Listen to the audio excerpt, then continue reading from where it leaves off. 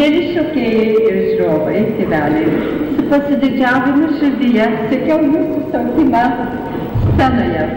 Prisiminiau, kai Lietuvoje jaunimas palydėdavo savo darbus su daina ir šokiu, o jūs nematę Lietuvos laukų ir miško grožybės, nesugebėjote šioje scenoje atrasti šokio dvasią. Aš jūsų pastangas labai vertinu ir linkiu, kad niekad nepamestumėt lietuviškos dvasios. Mūsų tokia tradicija yra, kad šokėjas išbuvęs 5 metus grupėje yra apdovanojamas tam tikrų ženklelių. Su dideliu džiaugsmu turiu pasakyti, kad 12 šokėjų, kaip tik šiais metais, jau sulaukė 5 metų būdami jau iš grandies šou.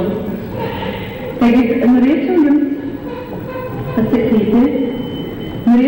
pasakyti, Faustą Bobinaitę, Danutę Brusukaitę, Viliją Dasukytę, Iną Polčiūtę, Dalią Bilaišytę, Ireną Pranskevičiūtę, Algį Šilą, prašom, Algį Šilą,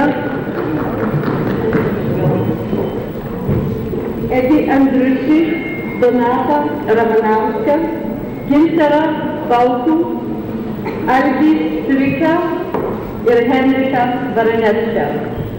Šitie visi šokėjai išbuvo grupėje 5 metų.